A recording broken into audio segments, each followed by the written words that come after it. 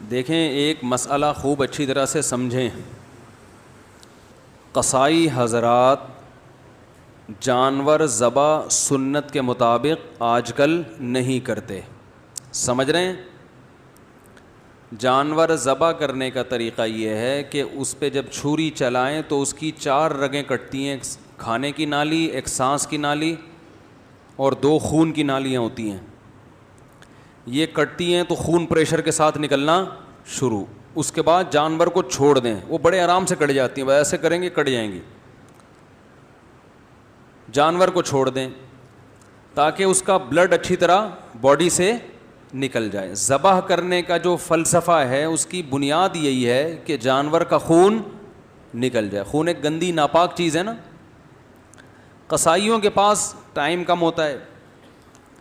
جیسے جن خواتین جو گائنی کے ڈاکٹر کے پاس جاتی ہیں نا اور بچے کی ڈیلیوری کا وقت ہو تو ڈاکٹروں کے پاس ٹائم, بولو بھائی, کم ہوتا ہے.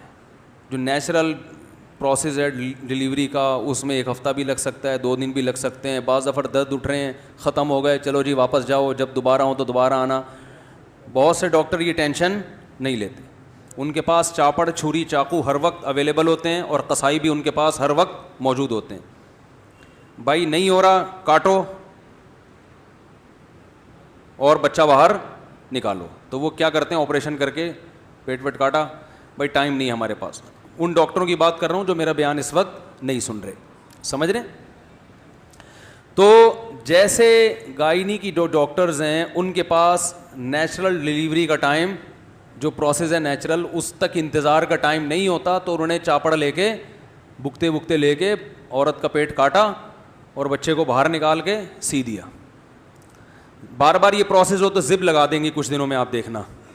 بھائی 2-3 بچے ہو گئے, بار بار کیا کاٹنا, زب لگایا, پیٹ میں زب لگا دیں گی ڈاکٹرز کہ بھائی دوبارہ آؤ, بس یہیں سے نکالا کرو. وہ جو ونس اپون اے ٹائم بچے پیدا ہوا کرتے تھے, خاص طریقہ ہوتا تھا, مائیں چیختی تھیں, درد ہوتا تھا, پھر بچہ پیدا ہو گیا. پھر اللہ نے بھی قرآن میں بیان کیا, حملتہ امہ کرہن ووضعتہ کرہا, ماں کا بڑا حق ہے, تکلیف سے جنائے اس نے, قرآن نے بیان کیا. تو تکلیف ڈاکٹروں نے اٹھا لی ہے کہ اب آپ کو ٹینشن لینے کی ضرورت نہیں ہے, ہم ہیں. بکتے بکتے لے کے چاپڑ واپڑ لے کے بیٹھے ہوئے ہوتے ہیں وہ. تو جو ہماری عورتوں کے ساتھ ہسپتالوں میں بیڑا غرق ہو رہا ہے نا, اللہ کی پناہ ہے وہ. تو وہی حساب قصائی بھی کرتے ہیں جانوروں کے ساتھ. ان کے پاس بھی ٹائم نہیں ہوتا کہ جانور تڑپے, اس کا خون نکلے. یہ جلدی ٹھنڈا کرنے کے لیے اس کے حرام مغز میں چاقو مارتے ہیں. دیکھا ہوگا نا آپ سب نے, بھائی 4 رگیں کاٹیں, اب جانور تڑپ رہا ہے, خون نکلنے دو اس کا. نہ ٹائم نہیں ہے, ابھی وسیم کا بیل بھی گرانا ہے, سلیم نے بھی رابطہ کیا ہوا ہے, ٹائم کم ہے, مقابلہ سخت ہے. تو فوراً کیا کرتے ہیں, اس کے آپ نے دیکھا ہوگا چاقو اندر مارتے ہیں. اس سے جانور کو تکلیف بھی بہت ہوتی ہے اور جانور جلدی ٹھنڈا ہو جاتا ہے.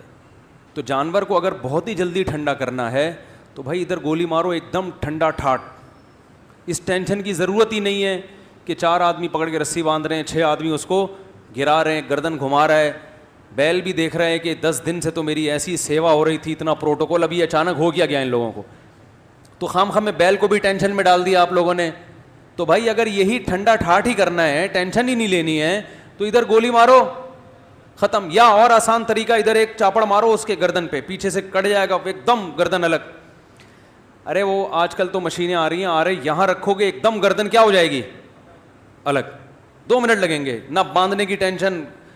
تو شریعت نے کیوں کہا گراؤ اور باقاعدہ ذبح کرو؟ اس لیے کہ یہ 4 رگیں کٹیں گی, باقی نہ کٹیں. کیونکہ حرام مغز جب کٹ جاتا ہے نا تو جو دماغ ہے نا, دماغ اس کا وہ یہ آرڈر کرنا باڈی کو چھوڑ دیتا ہے کہ کوئی ایمرجنسی نافذ ہو گئی ہے.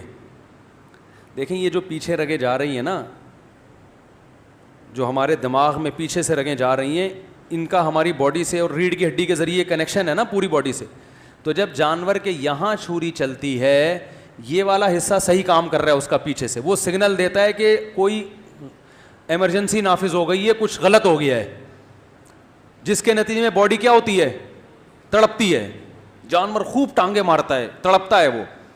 تو اس تڑپنے سے ہارٹ بیٹ تیز ہوتی ہے اور بلیڈنگ اسپیڈ کے ساتھ ہوتی ہے, تو جتنی جلدی بلڈ نکلتا ہے جانور کو احساس بھی ختم ہو جاتا ہے تکلیف کا, اور ساتھ ساتھ گوشت خون سے کیا ہو جاتا ہے بھائی, پاک ہو جاتا ہے.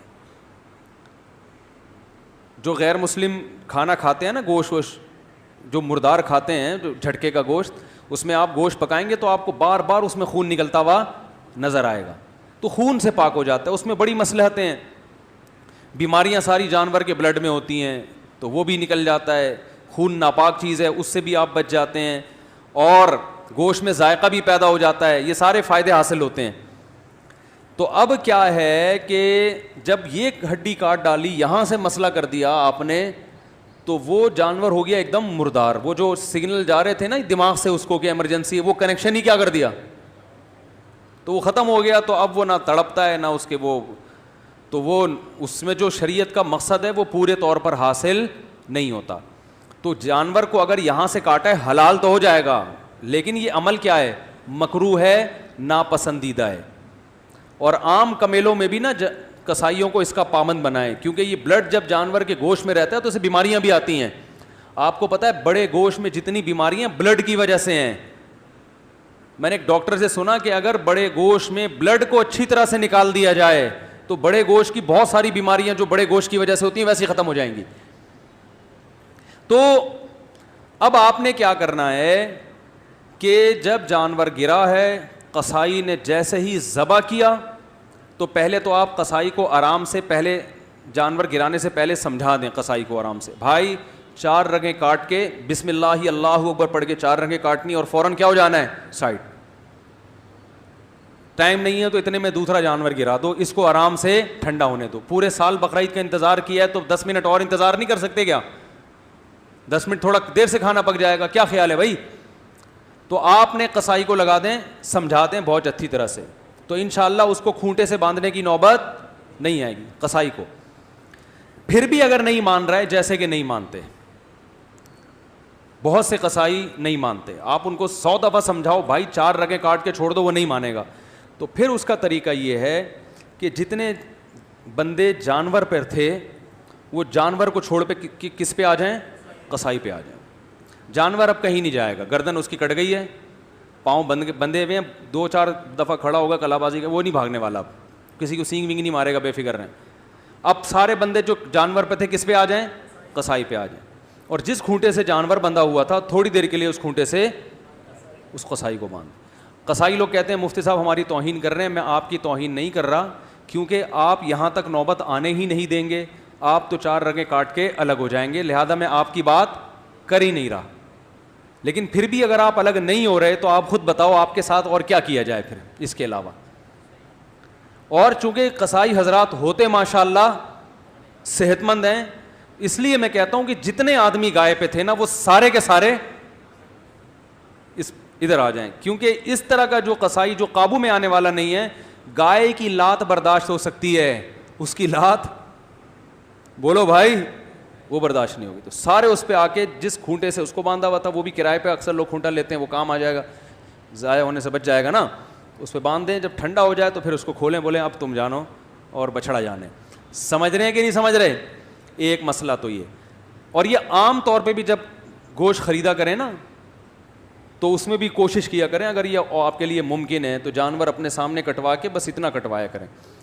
اس کے نقصان کیا ہیں؟ حرام مغز کو کاٹنے کے پہلی بات خلاف سنت, ذبح کرنے کا سنت طریقہ نہیں ہے. دوسری بات جانور کو تکلیف ہوتی ہے, بہت ایک دم تڑپتا ہے جب اس کے لگتی ہے نا. تیسرا نقصان کیا ہے کہ گوشت میں بیماری باقی رہنے کا خطرہ ہوتا ہے بلڈ کے رہنے سے. چوتھا نقصان گوشت کے ذائقے میں بھی کمی آتی ہے, اور گوشت جلدی بھی, پانچواں بھی گوشت جلدی بھی خراب ہو جاتا ہے. اگر بلڈ اس کے اندر رہتا ہے نا تو گوشت پھر خراب ہونے کا پروسیس بھی بڑھ جاتا ہے. تو یہ 5 نقصانات سے بچنے کے لیے تھوڑا سا آپ کو ہمت کرنی پڑے گی. دوسری بات یہ ہے کہ جب قصائی سے جانور ذبح کروائیں تو اس بات کا اہتمام کریں کہ بہت سے غیر مسلم بھی بقرعید کے دنوں میں قصائی بنے ہوئے ہوتے ہیں. غیر مسلم کا ذبیحہ حلال نہیں ہے, یعنی اگر وہ ذبح کرے گا تو اس کا کھانا حلال نہیں ہے. سمجھ رہے ہیں؟ تو شک نہ کریں کسی قصائی کے بارے میں بلا وجہ, لیکن ہلکی پھلکی سی تحقیق کر لیں. مشرک کا ذبیحہ بھی حلال نہیں ہے. جو اللہ کے سوا کسی اور کو بھی مختار کل، مشکل کشا، حاجت روا سمجھتا ہو. عید کی نماز 6:40 پہ بہت دیر سے نہیں ہو رہی؟ اچھا چلو بہت دیر سے ہو رہی ہے یار. بقرعید میں تو لوگ ایسے اسپیڈ میں ہوتے ہیں. چلو بہرحال 6:40 پہ. تو توحید پرست ہونا چاہیے. تو آپ پہلے سے جانتے ہیں اگر تو ٹھیک ہے, نہیں تو آج کل آپ کو پتہ ہے خود مسلمانوں میں شرک بہت تیزی سے پھیل گیا ہے. تو کسی ایسے سے ذبح نہ کروائیں جو بالکل بلا تعویل آپ صلی اللہ علیہ وسلم کو حاجت روا، مشکل کشا، ہر جگہ موجود، تو اللہ اور رسول میں کوئی فرق ہی نہیں چھوڑا اس نے. تو اس طرح بھی اگر ہے تو پھر بھی ذبیحہ حلال نہیں ہوگا, چاہے وہ شیعہ میں ہو، دیوبندی میں ہو، بریلوی میں ہو، اہل حدیث میں ہو, کسی میں بھی ہو. مسلک کی بات نہیں ہے, بات ہے شخصیت کی, کہ کوئی شخص بھی اس عقیدے کا حامل ہے تو اس کا ذبیحہ حلال نہیں ہے. وہمی بننے کی ضرورت نہیں ہے کہ اب آپ ہر آدمی کے لیبارٹری ٹیسٹ کروانے لگیں کہ کیا عقیدہ ہے تیرا. جس کے بارے میں سیاق و سباق حالات سے لگ رہا ہو کہ یہ گڑبڑی ہے تو پھر اس سے پوچھ لیں. سمجھ رہے ہو؟ نہیں تو نارملی سب الحمدللہ توحید پرستی ہوتے ہیں. 2 باتیں ہو گئیں ذبح کرنے سے متعلق. تیسری بات, بہتر یہ ہے کہ ذبح خود کریں. سمجھتے ہو گے نہیں سمجھتے, ہمارے نبی صلی اللہ علیہ وسلم نے خود ذبح فرمایا ہے. آپ صلی اللہ علیہ وسلم نے حج کے موقع پر 100 اونٹ اپنے ہاتھ سے نہر کیے ہیں, اپنے دستے مبارک سے. سمجھ رہے ہو؟ اور اپنی اضحیہ کو بھی, اپنی قربانی کو بھی آپ صلی اللہ علیہ وسلم خود ذبح کیا کرتے تھے. اس سے ایک تو دل تھوڑا سا مضبوط ہوگا. آج آپ جانور ذبح کر رہے ہیں, کل میدان جنگ میں دشمنوں سے مقابلہ بھی ہو سکتا ہے. جو یہاں اتنا نازک ہو کہ گائے ذبح ہوتے ہوئے دیکھ نہیں سکتا, تو وہاں میدان میں وہ بموں کا مقابلہ کیسے کرے گا؟ تو ضرورت تو پڑ سکتی ہے نا. جب جنگ ہوتی ہے تو پھر صرف آرمی تھوڑی ہوتی ہے, پھر جوانوں کو بھی بلایا جاتا ہے نا. تو ایسا نہ ہو آپ گئے اور پھر آپ نے ایکسکیوز کر لیا وہاں جا کے کہ سر ہم سے یہ منظر دیکھا نہیں جا رہا. تو اس میں ایک دل بھی تھوڑا مضبوط ہوگا.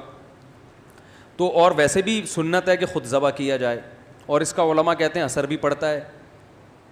تو خود نہیں ذبح کر سکتے تو بہتر ہے کسی نیک آدمی سے ذبح کروائیں, اس کا اثر آتا ہے گوشت کے اندر, اس کی برکت آتی ہے. پھر بھی اگر آپ کہتے ہو نہیں جی قصائی نہیں, قصائی بھی نیک بھی ہوتے ہیں, ان میں بہت سے اچھے بھی ہوتے ہیں, ہر طرح کے ہوتے ہیں, جیسے عام لوگوں میں ہر طرح کے, تو ان میں اچھا ہے تو اسی سے بے شک ذبح کروا لیں, لیکن بہتر ہے خود. لیکن جب قصائی اگر ذبح کر رہا ہے تو تکبیر کہلوائیں. میں نے خود دیکھا ہے منہ میں گٹکا ہوتا ہے, تکبیر منہ سے نکل ہی نہیں ہوتی. وہ گٹکا تکبیر پڑے گا تو گٹکا تھوکنا پڑے گا. اب وہ اپنے 10 روپے آپ کے جانور کی خاطر قربان کرنے کے لیے تیار نہیں ہوتا. منہ میں پان ہوتا ہے, گٹکا ہوتا ہے, تو ایسے موقع پہ اس کو بولیں ذرا منہ سے زور سے کیا پڑھو, تکبیر. اور ویسے بھی جب مرغیاں خریدنے جاتے ہیں نا تو ان کو بھی دیکھا کریں تکبیر پڑھ بھی رہے ہیں کہ نہیں پڑھ رہے ہیں, کیونکہ تکبیر جان بوجھ کر اگر کسی نے چھوڑ دی تو جانور حلال نہیں ہوگا. بھولے سے چھوٹ گئی تو حلال ہے جان کر. اور تکبیر اس پر واجب ہے جو چھری چلائے گا. تو اگر 2 بندے پکڑ کے چھری چلا رہے ہیں, ایک سے چل نہیں رہی ہے, دونوں, تو دونوں پر تکبیر واجب ہے. ایک نے بھی چھوڑ دی تو جانور حلال, بولو بھائی, نہیں ہوگا. سمجھ گئے کہ نہیں سمجھ گئے؟ ایک اور مسئلہ, جانور بعض دفعہ بڑے شرارتی ہوتے ہیں, قابو میں نہیں آ رہے ہوتے. ہمارے ایک دوست نے بتایا کہ ایک بڑا موٹا کٹا بیل آیا, چند سال پرانی بات ہے, وہ کسی کے قابو میں ہی نہیں آ رہا تھا, ایسے لات گھما رہا تھا نا جمناسٹک کی طرح. تو ایک قصائی نے بڑے فنٹر بن کے نا, اس نے کہا کہ میں سنبھالتا ہوں اس کو. تو وہ مجھے واقعہ سنا رہے تھے, کہہ رہے وہ آیا بغیر کسی خوف و خطر کے بیل کے قریب آ گیا. کہہ رہے آنے میں ٹائم لگا ہے, غائب ہونے میں ٹائم نہیں لگا. کہہ رہے ہم دیکھ رہے ہیں ابھی یہاں تک گیا کہاں. وہ بیل نے نا پلٹ کے ایسی کک ماری ہے کہ وہ دور جا کے گرا, بچ گیا الحمدللہ.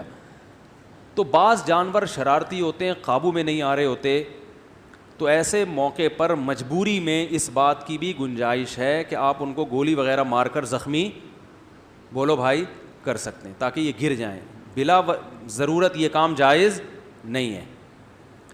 ایسی شدید مجبوری میں بے ہوشی کا بھی آپشن ہے, اگرچہ بے ہوش کر کے جانور کو ذبح کرنا عام حالات میں جائز نہیں ہے, لیکن ایسی مجبوری میں بعض ہوتے ہیں نا ہر قسم کے. اور آسان حل یہ ہے کہ اگر جانور آپ سے نہیں گر رہا, جانور گرانے کے چکر میں 20-30 لوگ بعض دفعہ گر جاتے ہیں, وہ کہتے ہیں یار ذبح اس نے ہونا تھا, وہ ہم رہے ہیں. تو اگر کنٹرول میں بالکل بھی نہیں آ رہا ہے تو کھڑے کھڑے اس کو ذبح بھی کیا جا سکتا ہے. یعنی دو دھاری تلوار, دو دھاری جو چاقو ہوتا ہے نا, اس سے آپ گائے کے یہاں کٹ لگا سکتے ہیں, ادھر سے گھسائیں گے تو اس کی 4 رگیں کٹ جائیں گی, تو وہ کھڑے کھڑے ہی ذبح ہو جائے گی. یہ شدید مجبوری کی بات کر رہا ہوں میں, نہیں آ رہی بات. بھائی آپ نے گردن پہ اس کے چاقو مار دیا, خون بہا, وہ گر گئی, تو پھر اس کو پورا ذبح کر دیں. تو مجبوری میں اس طرح بھی کرنا جائز ہے. سمجھ رہے ہیں کہ نہیں سمجھ رہے ہیں؟ تو ایک مسئلہ یہ ہو گیا. اہم ترین مسئلہ ایک یہ بھی ہے کہ جانور کے قربان ہونے کے بعد گائے میں جو شریک ہیں تو ان کا گوشت تول کے تقسیم کرنا واجب ہے, اندازے سے تقسیم جائز نہیں ہے, چاہے سب شرکا راضی ہی کیوں نہ ہوں. کیونکہ گوشت سودی اموال میں سے ہے. اس میں جیسے 10 روپے کے بدلے میں آپ 11 روپے نہیں لے سکتے, تو گوشت میں 1 پاؤ 1 چھٹانک گوشت بھی دوسری طرف چلا گیا تو وہ سود کے حکم میں آ جائے گا. اس کے دلائل کسی وقت تفصیل سے بتا دوں گا, پہلے بتا بھی چکا ہوں. ابھی فی الحال اتنا ذہن میں رکھیں کہ 7 حصے جو گوشت کے کریں گے تول کے تقسیم کرنا, بولو بھائی, ضروری. اگر تقسیم ہو رہی ہے, تقسیم سے بچنا چاہتے ہیں تو 7 حصوں میں کلیجی ملا دیں, تاکہ ادھر گوشت اگر زیادہ گیا تو کلیجی کے مقابلے میں ہو جائے. جیسے 10 روپے کے بدلے میں 11 روپے اگر لینے ہیں تو 10 روپے کے ساتھ کوئی ماچس واچس کوئی ٹافی ملا دیں گے تو جائز ہو جائے گا نا, تو اضافی 1 روپے اس ٹافی کے مقابلے میں ہو جائے گا, ماچس کے مقابلے میں ہو جائے گا. تو ایسے ہی گوشت کی جب 60 ڈھیریاں بنائی جائیں تو ہر ڈھیری میں تھوڑی سی کلیجی ملا دیں, اور شروع میں کلیجی کی جو 60 ڈھیریاں بنائیں تو ہر ڈھیری میں تھوڑا سا گوشت ملا دیں, تو پھر تول کی ٹینشن سے بچ جائیں گے. نہیں آ رہی بات؟ آسان ہے یار, خلاصہ بتا دیتا ہوں. گوشت تول کے تقسیم کریں اور کلیجی بھی ہر ایک میں تھوڑی تھوڑی ملا دیں, بس اتنا کافی.